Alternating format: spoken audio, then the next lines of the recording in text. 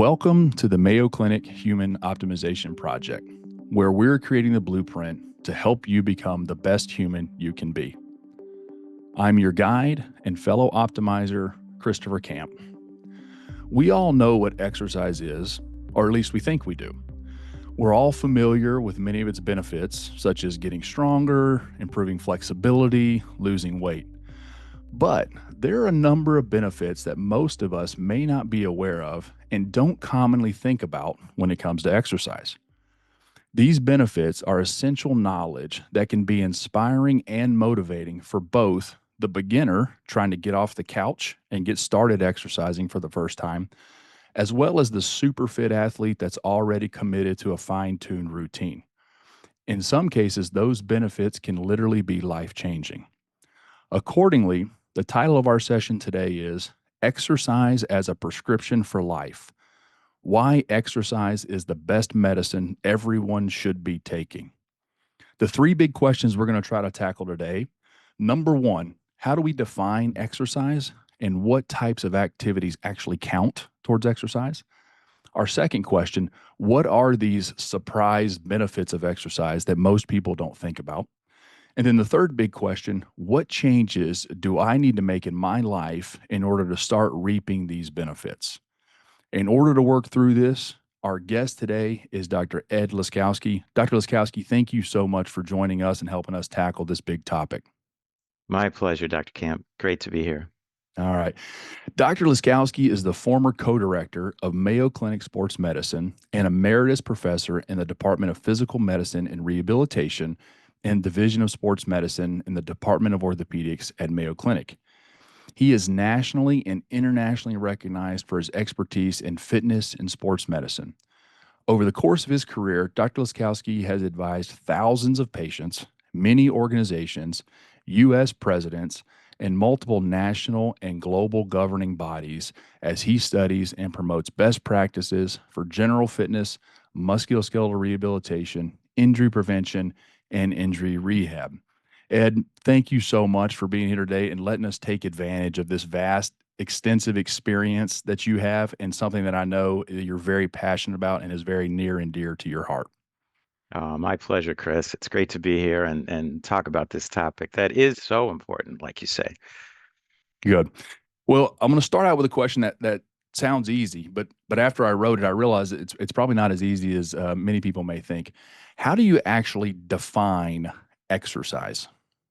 It's a great question because sometimes when people hear the word exercise, they think of, sweating bullets, putting on something with spandex in it, and going somewhere, doing something intense, taking a shower, going back. And, really exercise, we like to use the term physical activity. Anything is good. Movement is medicine, motion is lotion.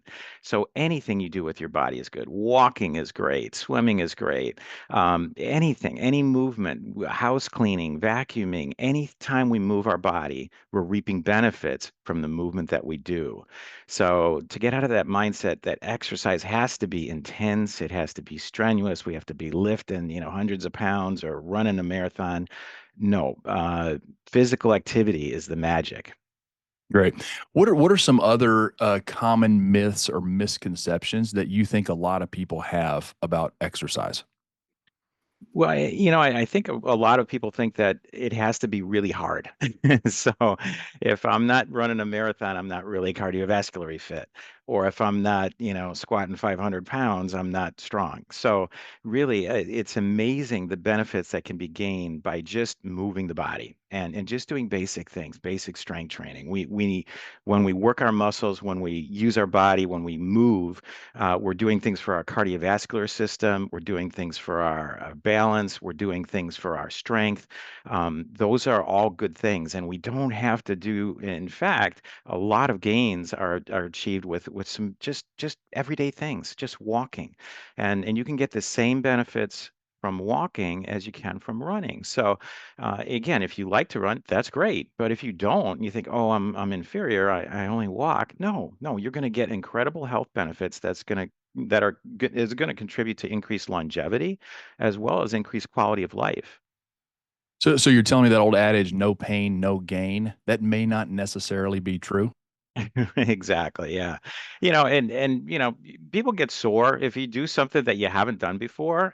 You can get a little soreness and all that, but every workout shouldn't be to the point of, pain that really is debilitating and that's not the point. And your body is gaining benefit when you don't hurt. So just the fact of consistency of doing something, of moving, physical activity, anything that we do. There's been studies on people who do ballroom dancing, tai chi, walking, swimming, just any kind of movement that gets your body moving is good. It's the sedentary part that really is the deleterious part for our longevity as well as our quality of life. And there's been a lot of studies showing the risks of a sedentary lifestyle. So we're made to move, and the more we do that, the more benefit we're going to get. Good. I think it's a great definition of what exercise is. Now, can you tell me how much I'm supposed to do? So, what are general guidelines and recommendations for how much exercise the average adult should be doing in a week?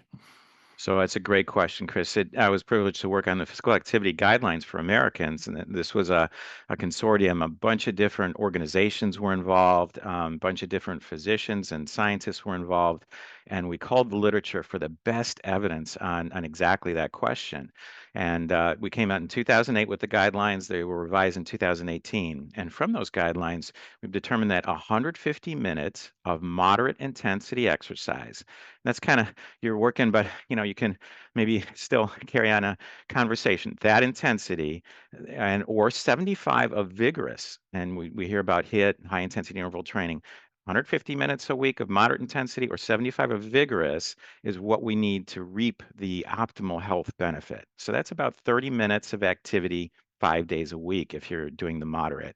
If you want to lose weight or maintain weight loss, it's probably about 300 minutes of moderate activity and 150 minutes of vigorous activity. So to keep weight off or to aid in weight loss, those are the numbers. And that's culled from voluminous amount of research. We looked at thousands and thousands of articles of the highest level evidence, really. And these are things that really, when we get that level, again, you don't have to run a marathon. When we get that level, you're going to be protected from cardiovascular disease, cancers, multiple different things. Great. And as a part of that, I'm curious, did you look into seeing how many adults are actually meeting those suggested amounts of exercise? Again, a great question, Chris. So during those times, we looked at that question, and only about 30%, 25 to 30% of Americans were meeting these guidelines, and it hasn't really changed. It hasn't really improved, and in fact, in some cases, it's gotten worse since the time I was involved with those administrations. So, about 70% of Americans are not getting the activity that they need. Okay. And this All right. includes our kids too, which is scary. I mean, That we had that's we had to concerning. include in the guidelines, actually guidelines for kids 2 to 5 years old, which you can believe it's because we're seeing changes in kids that young. We had to encourage parents and caregivers to get these kids moving. Okay. So what we're going to be talking about in this session, I think, obviously applies to that 70% of people that aren't getting the recommended amount of exercise. But I also think for the 30% of you out there that are getting the recommended exercise, this is important information that you need to know as well. Exercise is a journey; it's not a destination. We can always improve, and we can always get better. And I think one of the things that we need to do in order to get better is to have proper incentives and motivation for while we're doing it. So we'll sort of shift into our second question, and we know a lot of the obvious benefits to exercise: weight loss, getting stronger, improving balance, injury prevention. And we're going to have other sessions that are dedicated to those topics specifically. But Ed, I want to hear from you. What are some of the real benefits or surprising benefits that most people don't think about when it comes to exercise? Great question, Chris. And at Mayo, we're doing a lot of research, and we like to really research evidence-based data to say what should we do? What's the best practice? So we're doing a lot of research. What if I told you that we were working on a medicine that could reduce the death rate of breast cancer and the recurrence rate by half, that could lower the risk of colon cancer by 2/3, that could reduce the risk of Alzheimer's by 40%, that could reduce heart disease and high blood pressure by almost 50%, that lowers the risk of stroke by 30%, that lowers the risk of type 2 diabetes by 2/3, and that can decrease depression as effectively as Prozac or cognitive behavioral therapy. If we were working on a medicine like that, I'd sign up for that. I'd wait however long, I'd pay whatever. But these are all the effects of physical activity. These are all the beneficial effects. And it's interesting, and I know that you are involved a lot, Chris, in regenerative medicine, and I have this discussion a lot. If you look at effect size means that if a large effect size is that a research finding has practical significance. A small effect size means that it has limited practical application. If you look at the effect size of exercise compared to the best studies on regenerative medicine, and regenerative medicine is great. We're doing a lot of research in there, a lot of research in that area.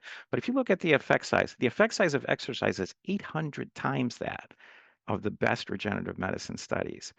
So this is a medicine. This is a pill that is amazing. And as you point out, it's for all facets of life. That if you're anxious and you take a 30-minute walk, that anxiety decreases immediately. So, and depression, it has the facts. We've done some great research at Mayo. Ron Peterson on mild cognitive impairment and Alzheimer's found that the people who are physically active have less incidence of mild cognitive impairment and Alzheimer's disease. Mental alertness and clarity of mind thinking skills improve with physical activity. We're also kind of a sleep deprived nation, and exercise helps sleep. Exercise Right. helps stage 4 sleep, which is the restorative sleep.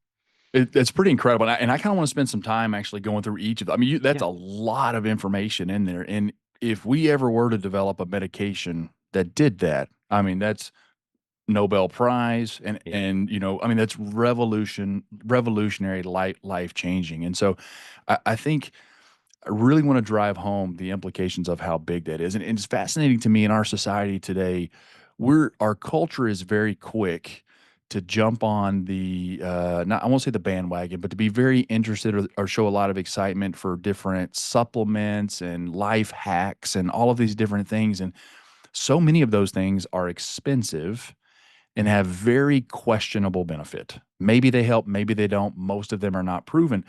But we're so quick to take those because we think it's something easy. We feel like we're patting ourselves on the back. We're doing something positive for our health. Yet here is this incredibly high leverage item sitting right in front of us that so many of us ignore. And it's hard for me to imagine getting a better return on investment of your time, effort, energy, and money because it's also one of the cheapest things that we can Yes. do if you do it well. It's hard for me to imagine getting a better return on investment from anything, any medication or any intervention in your life beyond what you just described for exercise. And so we talk a lot on the Human Optimization Project about focusing on the high leverage items Hmm. in your life. And I want to state now, I don't know that there is a more high leverage item for improving things than exercise. When I think you would probably agree with that, Ed. Totally agree, Chris. And the foundational things work. And you mentioned how the 30%, even dealing with elite athletes, as I know you do, you ask them what they do. They do the basics. They do the basics well. And there's no magic pill. There's no magic, everything we take, it has a side effect. And we're a very medicated culture and society right now. But these are foundational things that really change our physiology in a in real way. This is not just, oh yeah, that's kind of good, and oh yeah, that's kind this is truly medicine. And again, the research that has been done in this, we're always when you hear about these new findings, you read in the paper online and all, it's like, oh, we're trying to make this work. Oh, we're seeing it. This works, and it has Mhm. worked through from the beginning of history. I have a colleague who has something from Crete in 2000 BC showing people walking around and getting exercise. And it's really Hippocrates says, the same thing that, basically movement is medicine. Our bodies are made to move. So I think we kind of sometimes want the quick fix and we want something that's easy. Exercise maybe is not quick, but consistency, if we do it, we're going to reap better found and longer lasting benefits. And again, no side effects. And as you said, it's free. Perfect. And we're going to get in a little bit of how we do that and what it needs to look like towards the end. But actually, I want to go back through these benefits. You that answer that you gave was rich and full of information. So I want to unpack that a little bit more. So I want to hear some of those numbers again. Talk to me specifically about the physical health benefits in terms of different medical conditions and medical diagnoses. How are those impacted by exercise?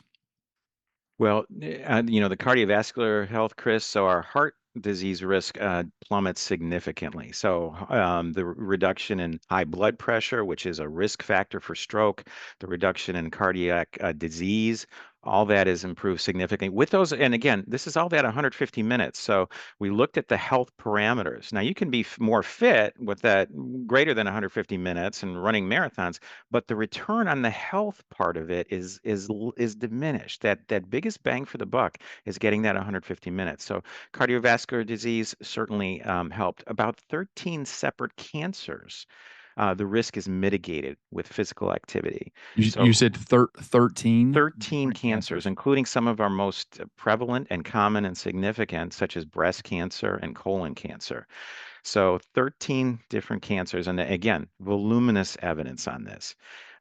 Psychological health. We talked about depression and our culture right now. Again, there's so much stress in so many ways, from our kids to our adults.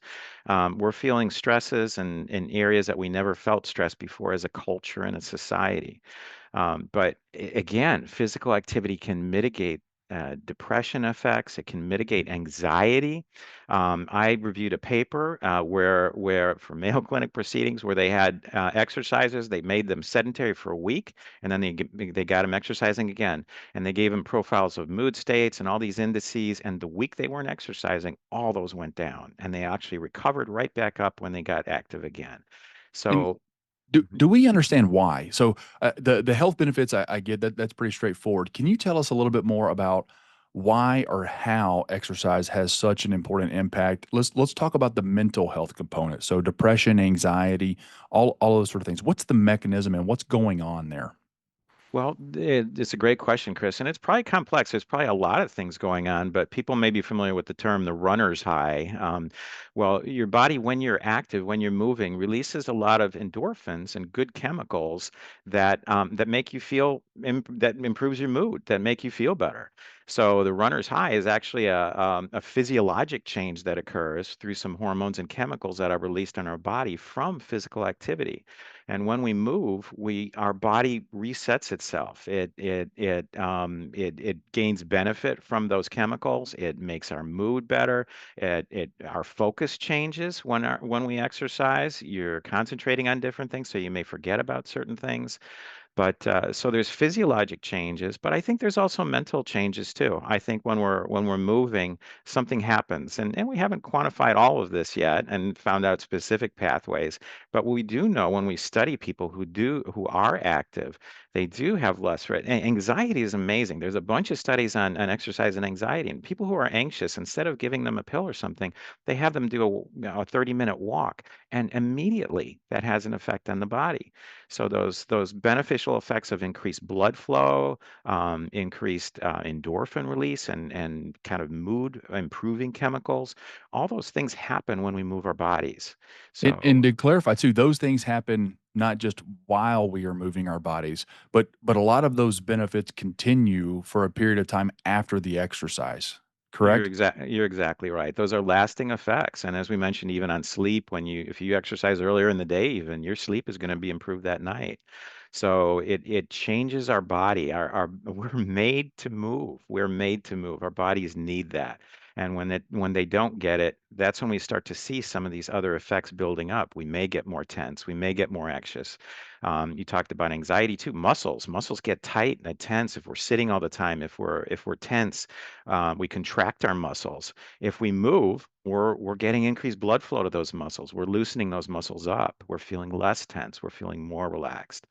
So even those things, and we talked about the effects on mild cognitive impairment and dementia. If we increase blood flow to the brain, we're doing good things for our brain. So, Yeah. and again, in a myriad of ways, we're improving things. Yeah, let's unpack that a little bit on the brain health. And Mhm. so, I know there's a lot of data that links exercise to cognitive performance. Yes, And I think of that as not just our ability to maybe reduce the risk of dementia and Alzheimer's, but also our current processing ability in terms of how to handle data that we're getting now, our ability to memorize things, learn new concepts, acquire new skills. How does exercise relate to cognitive function now and then maybe long term? yeah, it's a great question, and everything you said is that's a positive effect of exercise. So because of our body movement, we actually improve our brain function. So as you mentioned, there's been studies on people with task performance. They'll give them a specific task to do, and people who are sedentary versus people who are physically active. The people who are physically active do better at task performance. They do better at thinking skills, at pattern recognition, at recognizing things, at logic skills. So all that, our brain is being improved by doing exercise and activity as well. Um, and again, sleep quality, that's our deep restorative sleep is a part that many people lack. And when we exercise, we improve blood flow to the brain. Even at night, we're improving that deep restorative sleep as well. Um, And I think there's a lot of positive synergy in there as well. And I think it's interesting that, doing the exercise improves your cognitive performance. It also improves your sleep. Your sleep improves your cognitive yeah, performance. If your cognitive performance improves, you're going to be less stressed, which is going to make it easier for you to sleep, right? So there's so much positive synergy the that feed occurs forward. between all of these things. And if we can start making some small progress, it has the potential to compound pretty quickly. For sure, for sure. It's a feed forward mechanism, and all these things are interrelated as well, as you point out. So the more we do these things, we're going to reap benefits throughout our whole body. It really affects every aspect of our life, our Mhm. mood, our thinking skills, our sleep habits, our health status. It's really, again, there is no medicine out there that can have all the beneficial effects that physical activity has. And again, and this is one thing that I think a lot of people are neglecting. We're seeing that, like we talked about, those numbers, these foundational things. We need to emphasize these more as well in treatment, and find out why people aren't doing it to get and help them to get the benefit. Yeah, I mentioned the positive synergy that can occur. And unfortunately, I think the same is probably true for the reverse. And that if you're not exercising, then it makes it harder to learn that new thing or remember that fact. It makes it harder to get the quality of sleep at night, which then makes you more tired the next day, which then increases your stress level. It makes it harder for you to learn. And so that synergy can also happen in a negative way if you don't exercise too, which I think oftentimes we don't think about and we don't realize how that negative impact of not doing it can really be amplified across multiple areas and domains of our lives. I totally agree. It's a vicious circle that you get into if again, as it affects so many bodily systems, both physical and mental. When we don't do that, we're gonna unfortunately reap consequences of that. What about our interpersonal relationships, sort of our social skills, our friend groups, how we communicate with others? Has there been any evidence or research that's shown that exercise has influenced that? So, influence the quality of our relationships, our joy, our happiness, our general well being. hmm That's a great question. I think there's been some studies on mood states that in general people are more uh, happy with life, who are physically active, social interactions, and that's one thing to point out. Some people like to exercise at a group. They love to go to a health club. That's energizing for them. But you don't have to, And if you like to do stuff on your own and all, some people are more introverted. They like to do stuff by themselves. That's okay too. So, but even in for that person who may not socialize as much, it's improving their well-being. And so that when they do socialize, when they do get out in a public environment, those people seem to do better. So it is, yeah, it is interesting. We have some aspects on psychosocial aspects of physical activity, and most of them, again, point positively toward an improvement in human relationships. And again, if you're feeling better, you can think of your spouse or your kids. If you're feeling good, and you're a role model as well for them. So if we're all doing stuff together, I know we used to, just kind of go out for walks after dinner and stuff together. You're talking about the day, you're walking, doing stuff. There's something to that, and it improves everybody's health, and also mental health, and also just relationship health. Mhm. As you're saying that, one of the things I'm thinking about is or a common buzzword or thing that people are interested in nowadays is the concept of longevity and living for a long time and then going one step further and thinking not just about their lifespan but their health span. That's another term that's been introduced that is very popular, and people want not just a long life but a high quality of life. And if that's something that people are interested in, it's hard for me to think of a better way to achieve both an increased lifespan and simultaneously improve their health span or quality of life than with exercise. You're exactly right, Chris. Both quantity and quality of life are affected by physical activity in a positive way. And again, voluminous evidence for that. And the sedentary lifestyle can decrease 2 to 3 years in some cases off a person's lifespan. And so as you point out, the health span or lifespan. It's not even just how long we live; it's what quality do we have in those years that we're living. And when we're older, we still want to be vibrant. We want to be active. We want to be engaged. We want to be out there and gaining benefit. And exercise preserves those faculties. We talked about thinking skills, delaying dementia, all that sort of stuff. So physical activity can keep you sharper later in life, can help you to live longer and live longer with a quality of life. The disease burden is going to be, what are the diseases of old age? A lot of type 2 diabetes, heart disease, cancer risk profile. Physical activity mitigates all of these risks. So it's going to give us the best chance of a long lifespan, but also a long lifespan with good quality of life.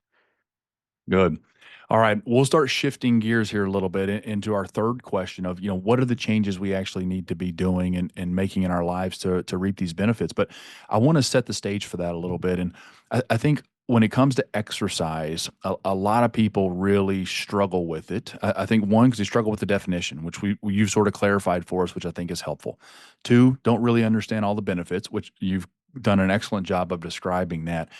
Beyond those two reasons, what are some reasons that you see folks struggling with establishing some sort of exercise habit or routine in their lives? That's a great question, Chris. I think in a lot of cases people take on too much too early. So it's not a bad thing to start slow. And sometimes you hear those numbers 150 minutes or 300 minutes and some people may try that and they try it the first day and they get really sore and they say, "Oh, this is not for me. I'm done." So really enticing, really I don't you do 2, 3 minutes, in the morning, 2, 3 minutes in the afternoon, 2, 3 minutes at night. And that's one of the things that we changed in our physical activity guidelines. We used to think it's about 10 minutes was kind of you had to exercise or be active for 10 minutes to get benefit. No, anything is good. So whatever you can do is great. And again, the misconception of it has to be intense, it has to be running marathons, it has to be lifting, multiple pounds of weights. No, no, just getting out there and doing stuff. So the old adage, park further away, take the stairs, whatever. Anything you do that moves your body is going to provide benefit.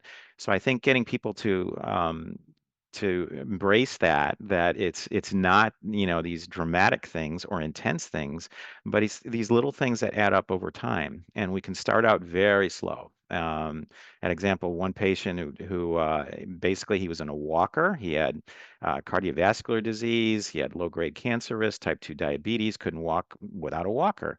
And we got him, he's like, you can change this. No, I can't. Yes, I can. No, went back and forth. Finally, he agreed.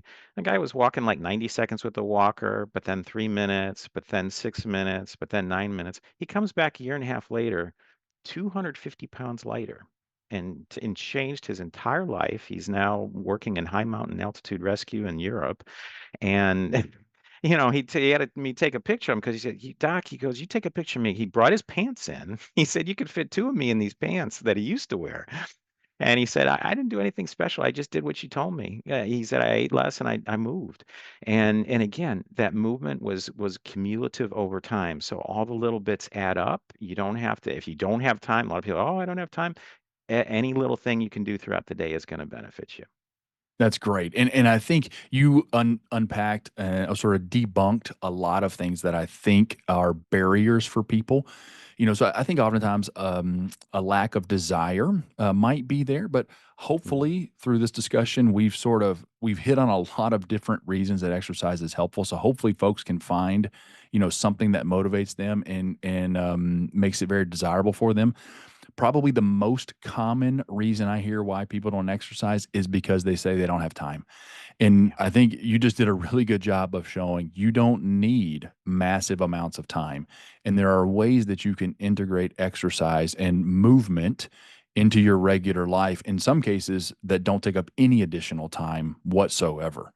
So I think that that is a tremendous. So if lack of time is your main barrier to getting started, please listen to this. Know that you don't necessarily have to dedicate 2 hours a day to drive to the gym and do all of this. You just find ways to be active in your current life. And it's really interesting for me to hear you say that even a couple of minutes can really mean something for some people. And the guy said that he the one that lost 250 pounds didn't do anything special. It was just moving more and eating less.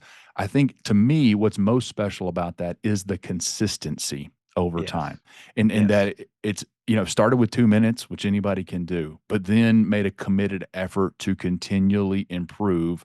Doesn't matter how long it takes, as long as you're moving forward. So right. to me, that consistency really is the magic to it. And sometimes I think that can be hard for people because we live in a culture of instant gratification, and I want to see it happen now. So how do you counsel patients or presidents or whoever it is you're talking to that want something now that is really going to take some time to acquire? That's a great question. Well, I think the long-term effects. So some of the education we talked about, just really the benefits of exercise and activity, the foundational benefits to look forward to that. And the fact that you kind of mentioned this earlier, the feed forward mechanism, that once you start doing it, you're going to start feeling some benefits. You're going to start to feel better. Your sleep gets a little bit better. You'll be able to walk a little bit more this day than you did the other day. You're able to do a little bit more. Your mood is improved. That feed forward is going to catch in. So, to get people to hang in there, I think the education most of all is that it doesn't have to be dramatic stuff. You don't have to change your clothes. You don't have to, you can just move. You can just walk. You can just, whatever you like to do. And if you have arthritis, there's low impact ways of getting you moving.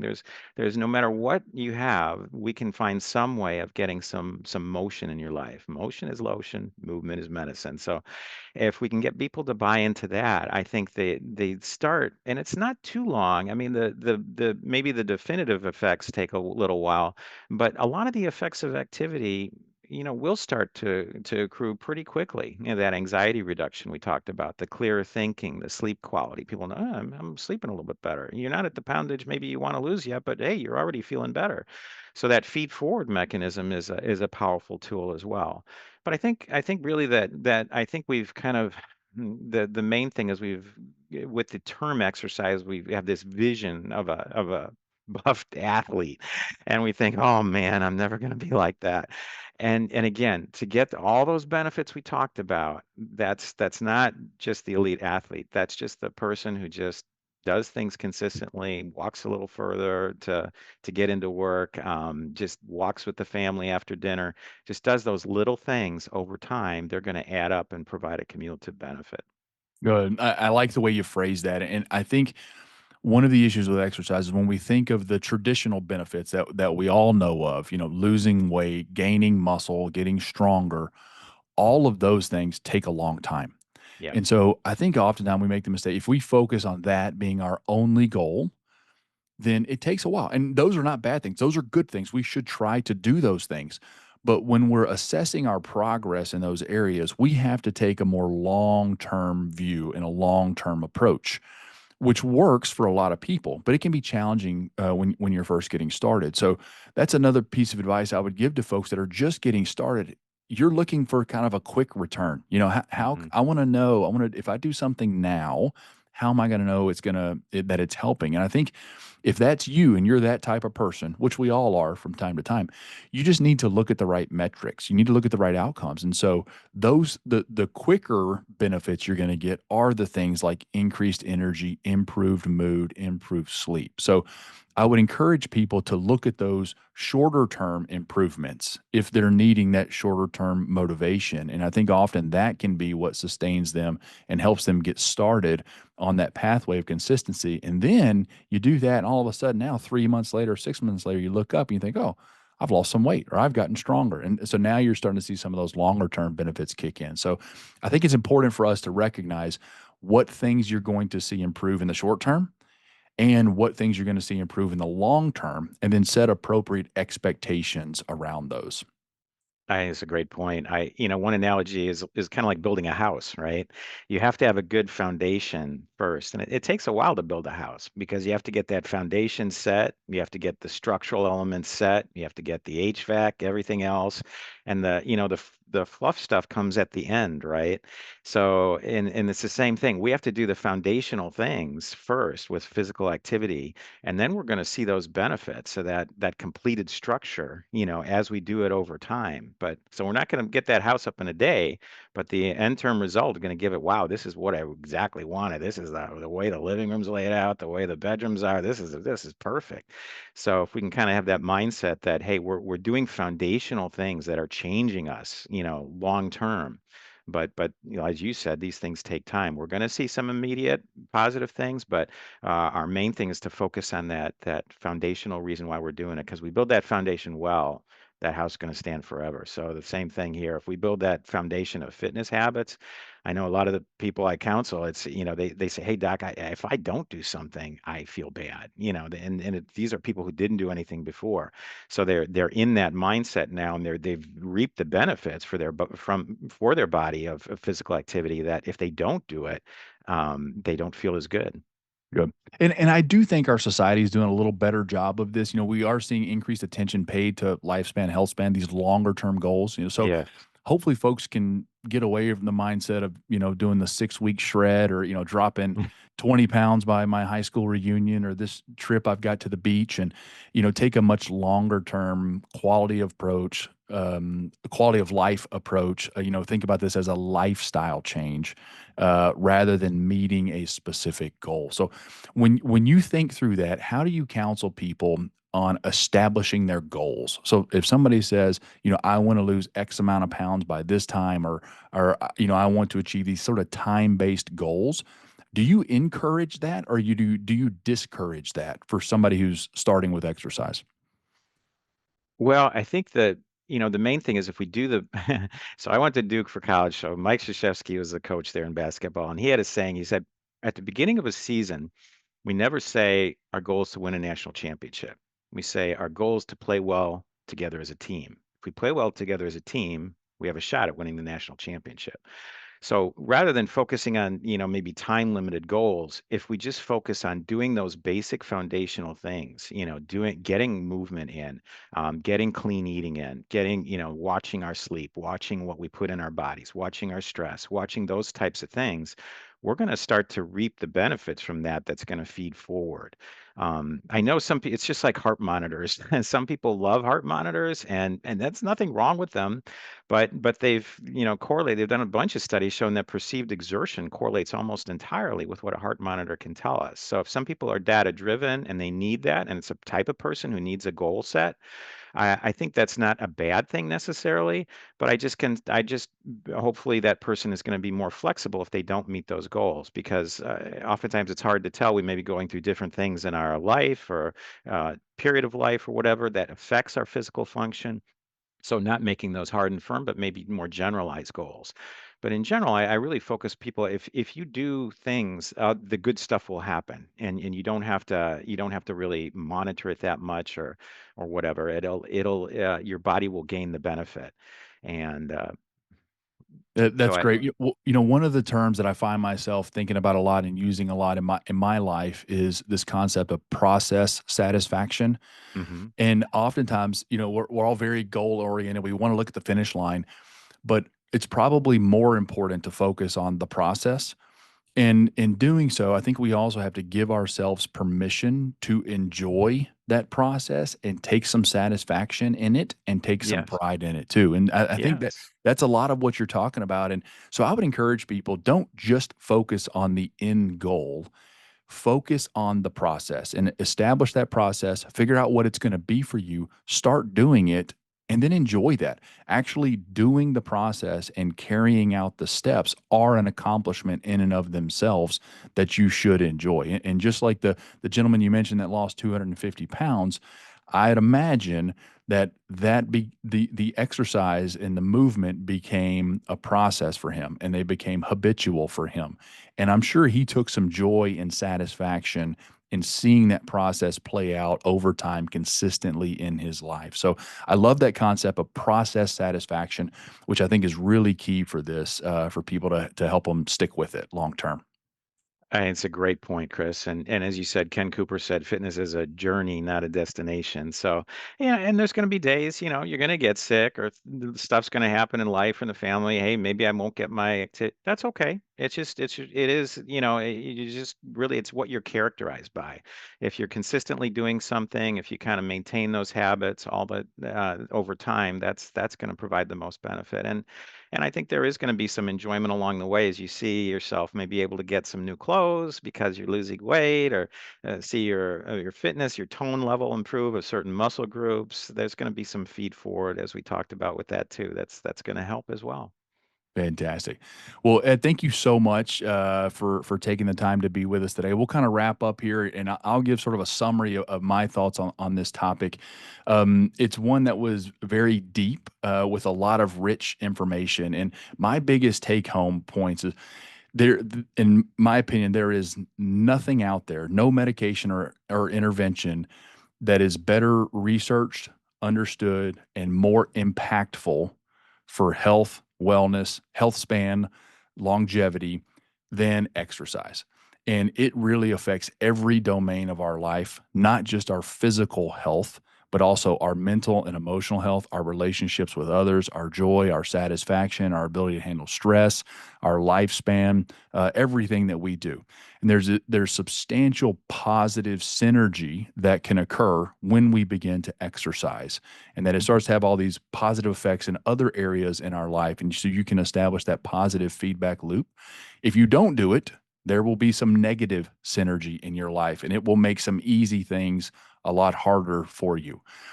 I also was surprised to hear how little you have to do to start receiving some of those benefits. Knowing that moving just a couple of minutes at a time, I think is huge and substantial. And pretty soon, I think those couple of minutes you can get them to add up to that 150 minutes a week that you need to be doing. So, in developing that system and process, I would encourage people to take some joy in that process of getting there. Start small, pay attention to the quick goals where you're going to see that quick early return on investment.